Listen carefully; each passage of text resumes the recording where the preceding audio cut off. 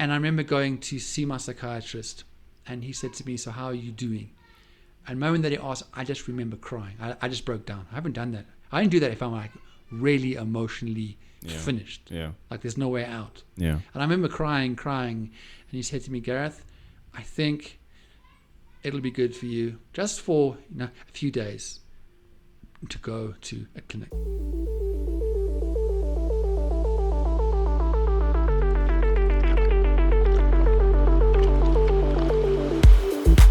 Hello and welcome to the Spaghetti Junction podcast. My name is Bruce. My name is Gareth. We talk about things. We just don't know where they're going to go.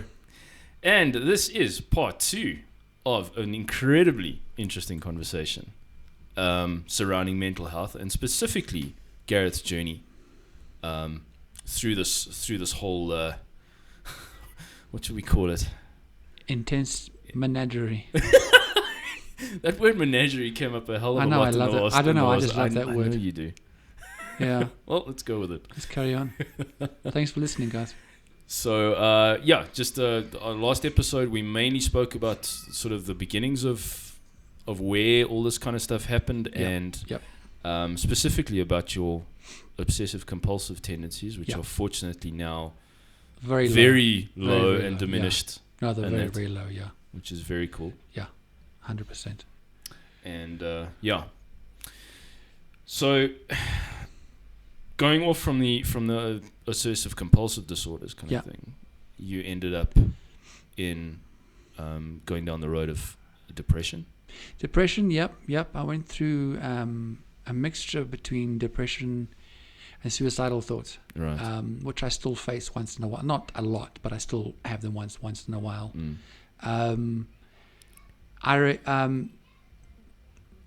One of the, I don't know if it, I think there are minor factors. It's not the reason why I had it, but I remember things like things that would not bother you to an intensity that will bother me. Yeah. In the sense, like, for example, a good example was that most of my life, I've never really known what I want to do. I don't really ever think that I've had a moment of, I have had some moments of clarity, like, wow, I would love to do that. Like I would love to, to do things more creative. I'm back on the podcast, not being able to say things. Well, what is it with this podcast? People might thinking, Gareth, did you go to school? Yeah, I did it once in a while. Although I didn't do very well at school. I probably bunked it more than normal. Anyways, creatively. Thank you very much. There you go. Where I fought a lot with that whole thing of like, well, what am I doing here? Like where exactly? Like, what is my purpose? What am I doing? In fact, we spoke about this a few times. We spoke about that, yeah. So yeah, exactly. So I fought a lot with that, and I would get to a sense because I couldn't find any answers. Yes. I would then get depressed, and there's a passage that speaks about a person.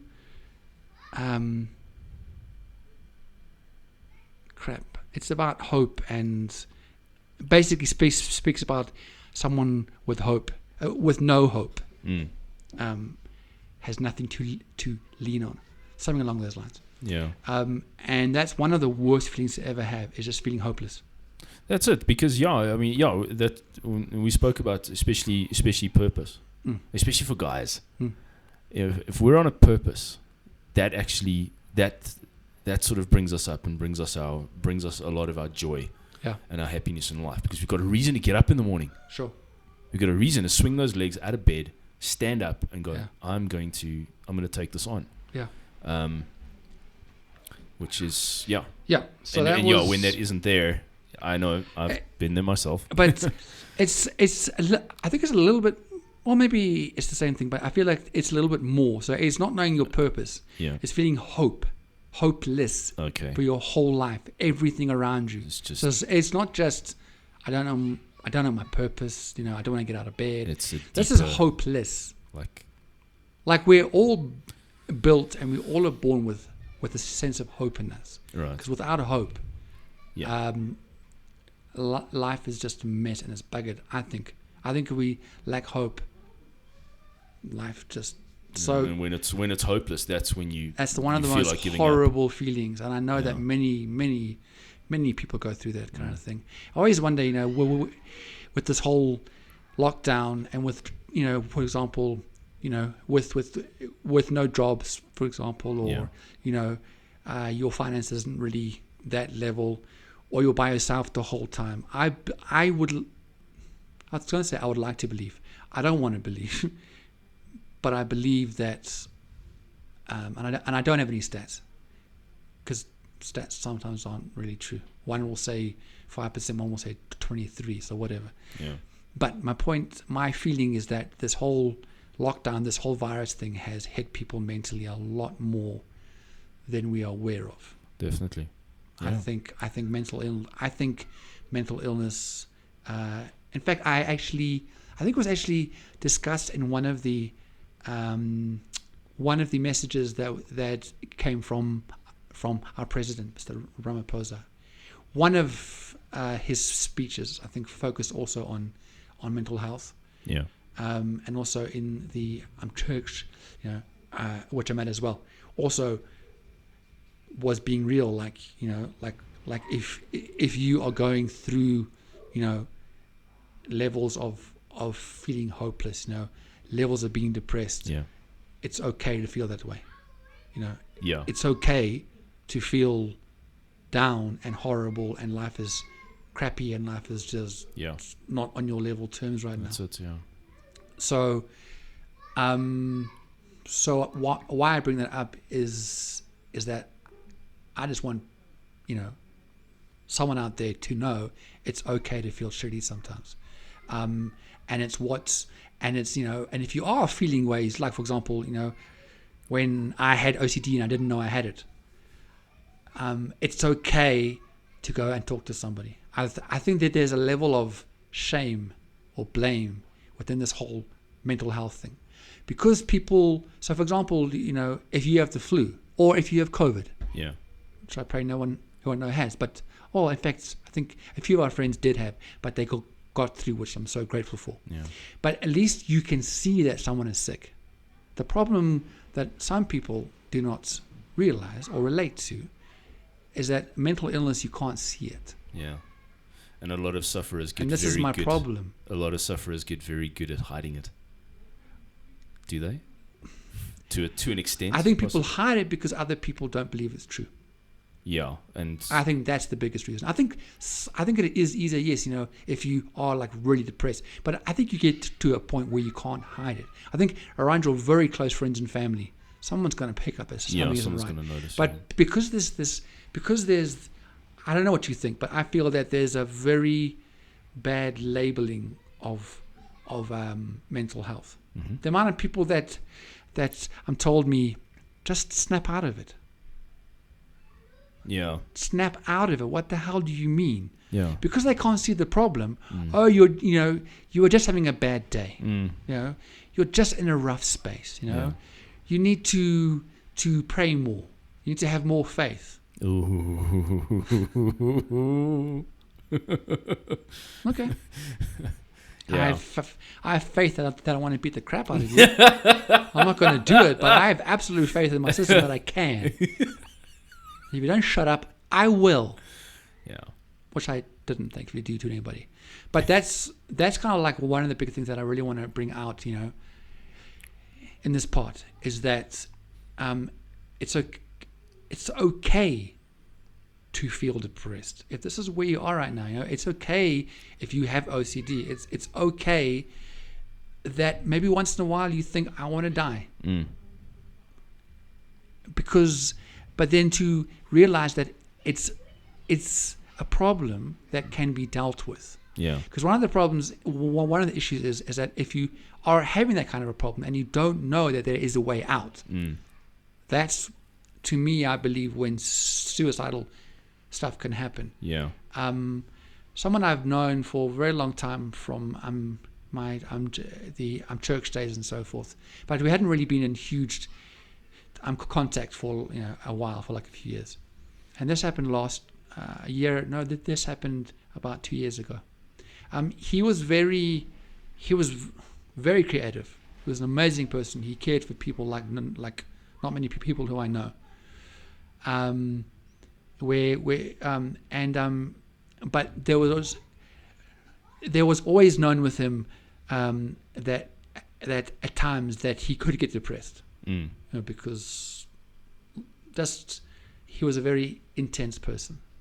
Those sort of, when he was happy, he was really happy, and when he had those, when he was down, he was really down. He had those moments, exactly. And that's normally known as bipolar.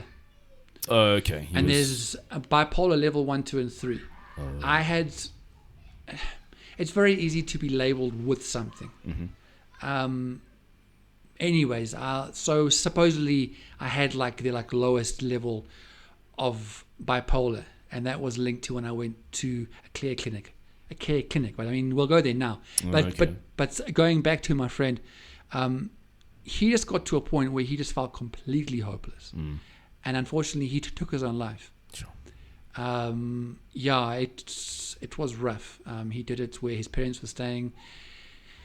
It was just very, very intense, and obviously, for his parents, it was. But I remember going to his funeral, and there was a feeling more. I think from his mum was also saying that she feels slightly at peace because he's just not hurting anymore. Because she saw those hectic ups and downs. What was happening. She knew and what he was. Yeah. And even then, when you have people around you, and you still get to the point where you feel that you just can't do anything.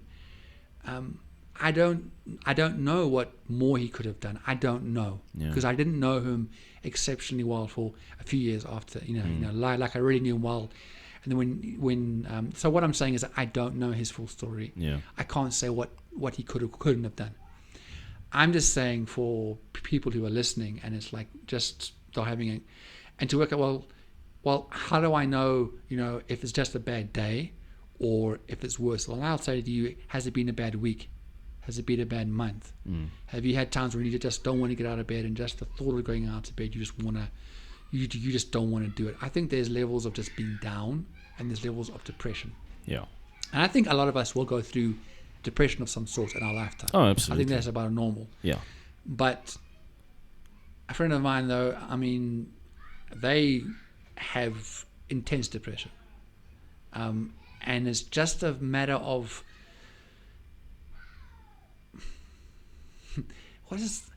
it makes me think of a Beatles song, "We all meant to be loved," or "We all need to be loved."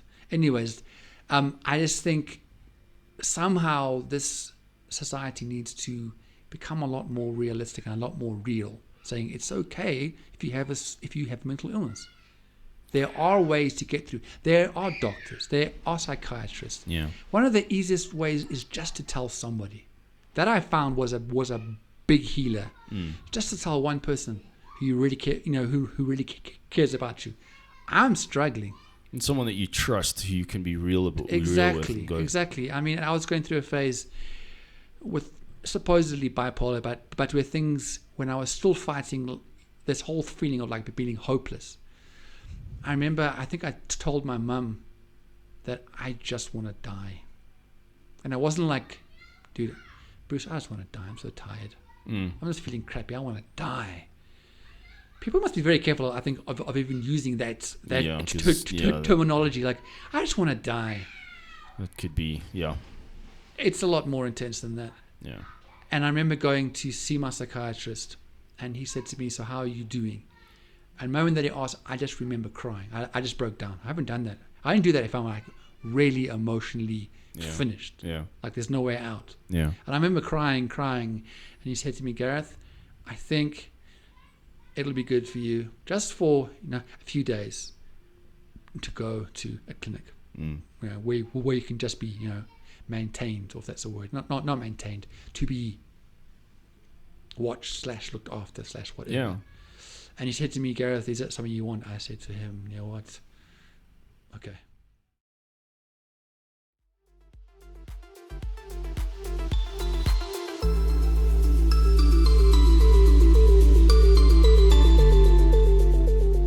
And I got hold of my folks. We packed a bag, and I went to this wellness clinic. I was at that point. I had insurance because those places are not cheap. No, I was only there for a few days. Mm-hmm. It was actually at a clinic near where friends of ours used to live. Right. And I don't think I did a huge amount of stuff there. I think I slept more than not. I'm not surprised that you slept more than anything else because that mental exhaustion. Yeah. I think with you breaking down in the psychiatrist's office, that probably was that point where it's just that breaking point. Yeah. It was like, yeah. And then, did you not? Did you after you'd left his place? Yeah. Did you feel like a bit better, like some sort of a small amount of the weight had sort of lifted off? I think there was a portion, absolutely. Where you've you hit that point. And I think it's also recognizing the fact that actually I'm not doing as well, and that it's okay not to be okay. Yeah. Which is why it's good to go to somebody who actually knows, and he can actually tell you, dude, you're not crazy. Yeah. You're not. Yeah. It's just where you are. These are the symptoms, and this is why you're feeling this way, and this is why you just need to take a break.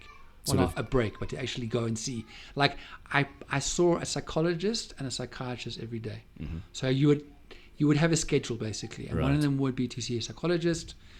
Then you would do group therapy. Yeah. If you wanted to go or not. I think there was like arts, and there was gaming stuff and whatever. And then I think in the afternoon, then you would go to a psychiatrist. And that was one of the first. I think that was the first time that I actually learned what meditation was. Right. And the whole, up till that point, I thought this whole thing of, what we watch in movies and in series, where you lie on the couch, and you close your eyes. Mm. I've never seen that in any psychiatrist place which I've been to, or psychologist. But at that clinic was the first time that I ever had that. It was weird. Okay.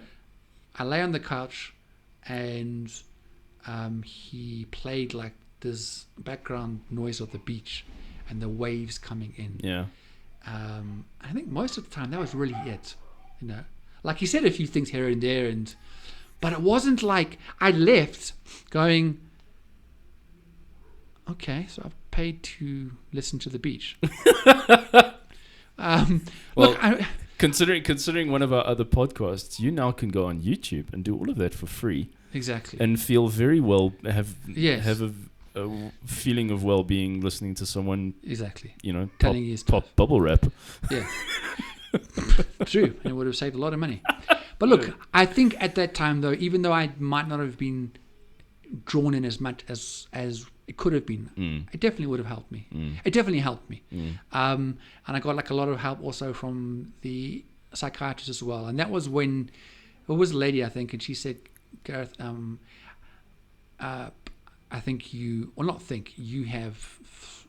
bipolar in some way. And me and my mum had this whole discussion. I think we even chatted about this very randomly, very vaguely in one of our other ones about emotions and happiness and moods and whatever. Where we are not convinced that I actually did have bipolar. I think at times it's easy, not easy. I think you can be labeled. Yeah. But either way, yes, I think I did have some form of, of like going very, very high, and your emotions are everywhere and dropping. Mine was probably like on a scale of like, like 0, your moods are fine, and 10 is like up the mountain peak and all of a sudden you're down again. Yeah. I was probably level 3. Right. Where I would just go up a little bit blip and then down, and down a blip, and you're fine. But the conversations though, which you would have at the meal table, why everybody is there. Oh my word! If I could have written things down, that would have been quite an interesting book. Did you figure off that you weren't really as badly badly off as some other people? Exactly. You're like, oh, my problems don't actually seem that bad. Exactly. That was one of the positive. Look, there were some really good things. I mean, just like being there. Yeah. Was really healthy. Yeah, I mean, exactly. Just being able to see, look, it is rough for me. So for me, my depression and everything was not on a scale of like some people have it and it's horrid. And they have like a level 9 or a 10. But I think, with everything that's building up and building up and building up, it just hit the point where I had to.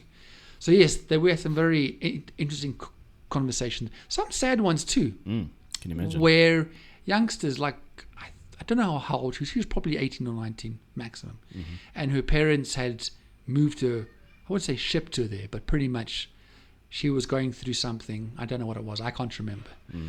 But the parents didn't know how to deal with it, so they signed her into that place. Yeah. And they hadn't come to see her in the space of a month or 6 weeks. Ouch.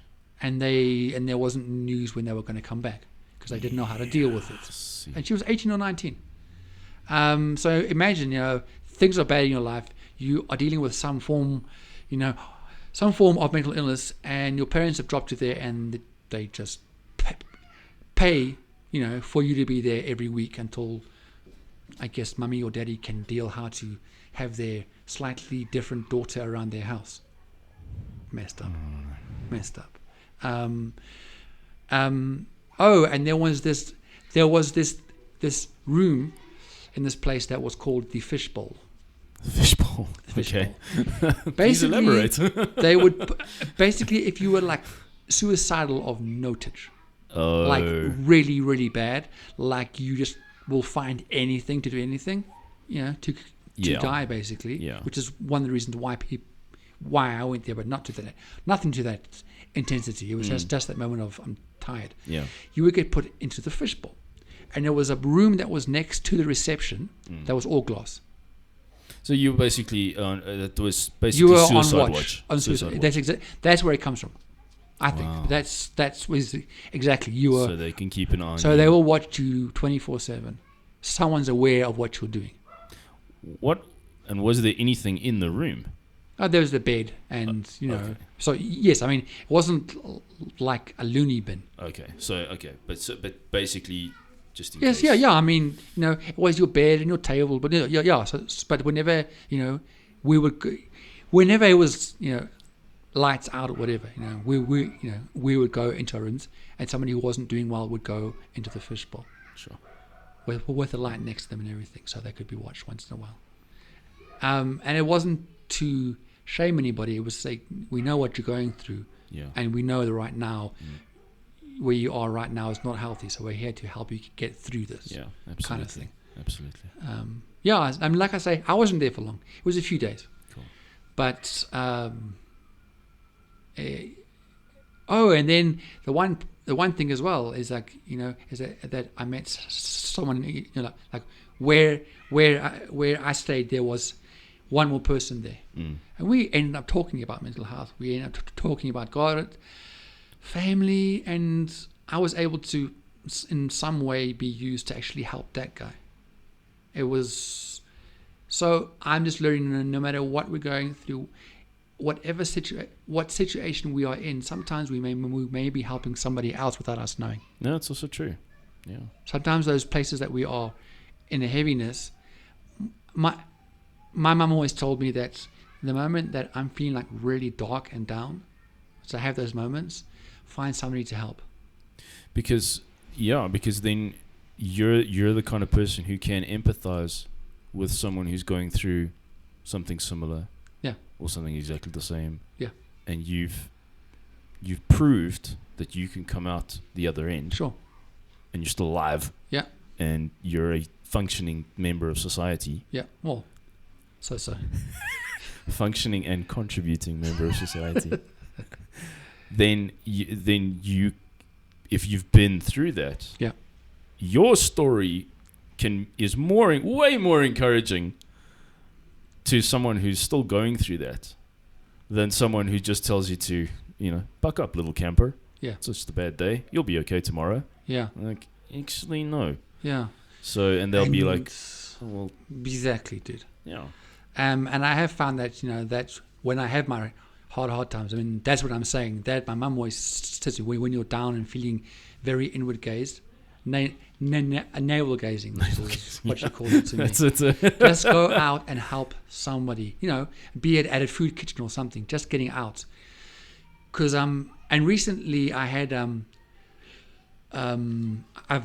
I've been going through some stuff that has been very unhealthy for me, and just life has been very difficult, and I'm in like a cycle of stuff.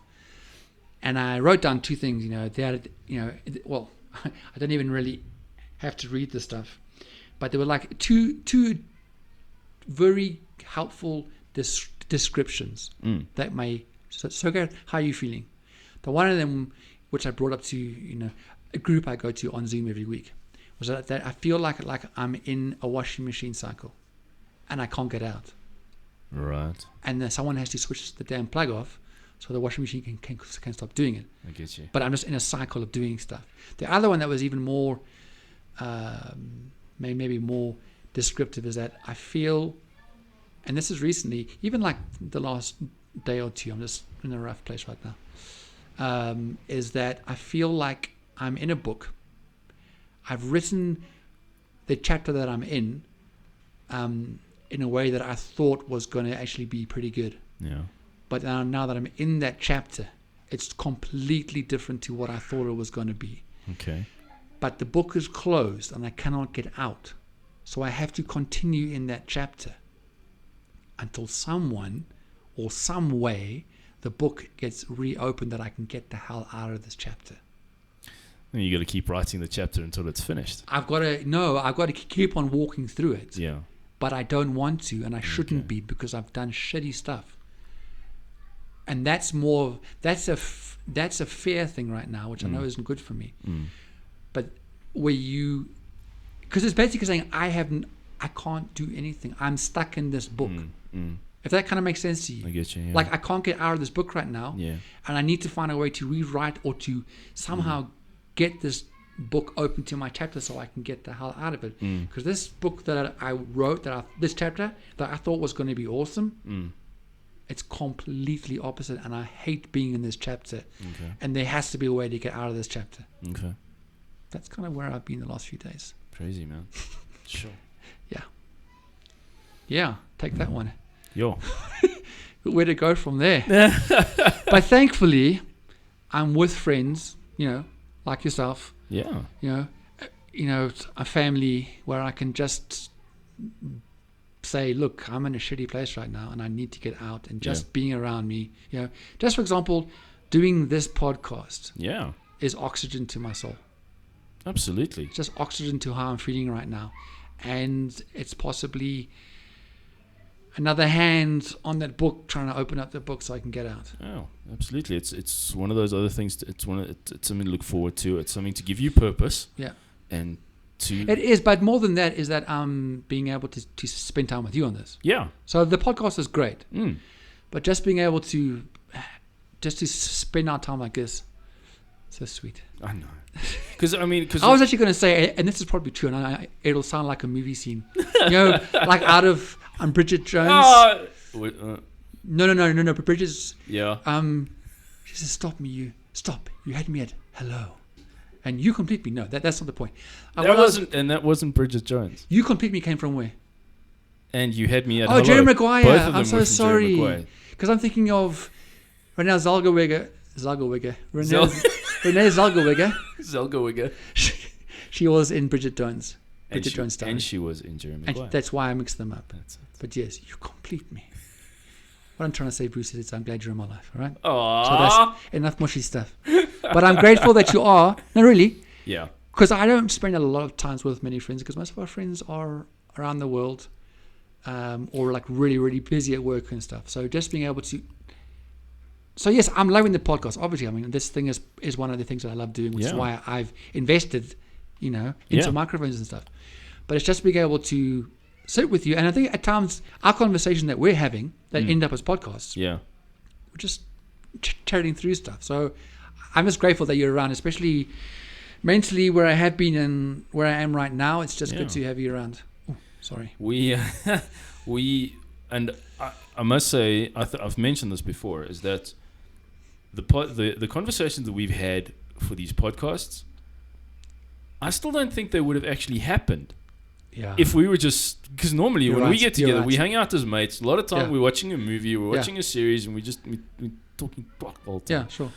But this has sort of pushed us into like having conversations with actual direction. Real stuff, yeah. You know, sometimes, yes, it's a laugh and we're supposed to have fun and we're supposed to just, be goofy and whatever.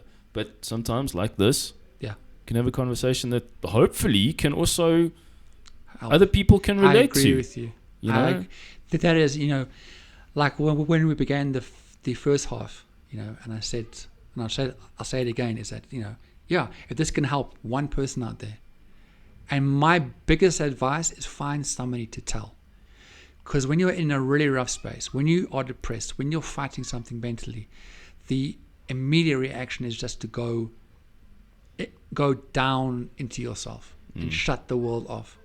That's your immediate reaction that I've found. I can attest to that. I've kind of like, why, it's my problem. Why must I burden someone else with it? Exactly. Kind of and that's where, especially depression also adds on to that. It likes to play with that. That's like people haven't got time to listen to you.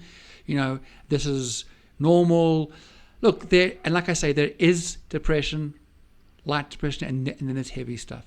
So I guess if I can offer advice, is just to say, just find one person. It may just be you're having a crappy week. Yeah. That's okay. It may mean that you are having a crappy time and you can't get through every day. Just find one person. It can be family, it can be friend, someone you can just talk to about it. Yeah.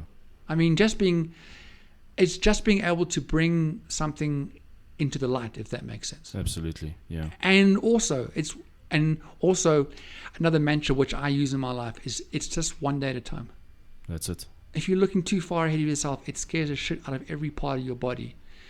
I mean, to a point where you just say, just today, I'm getting out of bed. Yeah. What happens tomorrow, I don't know. Just for this hour, I'm going to move my legs out of bed. I'm going to eat something. And it's definitely, I'm trivializing this because it can't be. So whatever intensity it feels like, it may be medications needed, which I'm on, by the way. I'm like a pharmacy moving every day. I pop pills in the morning and pop pills at night. And that's okay. Gareth's like a walking branch of Discam. Exactly. I am. Yeah. But he's not a dealer, guys, so don't start phoning him up saying, listen, can you get like horse tranquilizers and stuff from Gareth? No, I use those on the weekends. No, those are bad. I hear they're bad. I would never. You would never, ever try a horse tranquilizer. No. But back to the original thing, just find one person to talk to. Yeah, that's it. That's all you got to do. It's just saying, I need help. That's it. And that it's okay to have a problem. Yeah. Mental health is not seen by many people as you're sick, but that's why it's called mental health. Yeah. I don't know if that makes sense to you. Well, I got to say, this has been epic. Sure. Epic discussion, epic chat. Yeah. And guys, we're going to leave it there for this second half. And we will see you guys for the first half on Monday, tomorrow. That's right. And have a good one. Yeah, guys. Thanks for listening. I know there weren't as many laughs and segues, but I just felt, in fact, we just felt it would be good to, to be like real and to hopefully help one or two people. Cool. Yeah, look, guys. I mean, leave a message. On the message board if you want to, and message board. Comment section. Sounds very old, eh? On the message board with my BlackBerry and beeper. Okay, boomer. I know. I still remember I had a beeper and I thought it was so amazing. I remember you had a beeper. You remember? Like, Gareth's cool. He's got a beeper. I had a we beeper, can page people. him. I had a beeper, people. And a Walkman, a tape deck Walkman. So did I. Word, so did you. So you youngsters out there, yeah, that's fun. The day of the fax machine, oh my word. That's a whole nother story, I'm sure, eh? Guys, thank you for listening. We love you guys a lot. That's all I do, and I'm sure you do, Bruce. Love you, buddy. Thanks for letting me share. Cool, no problem. It's been good. Thanks for sharing your story, man. Thanks, man. Awesome. This has been the Spaghetti Junction podcast. Take care, guys. We'll see you on the next one. Awesome. Cheers, Cheers, guys. Bye.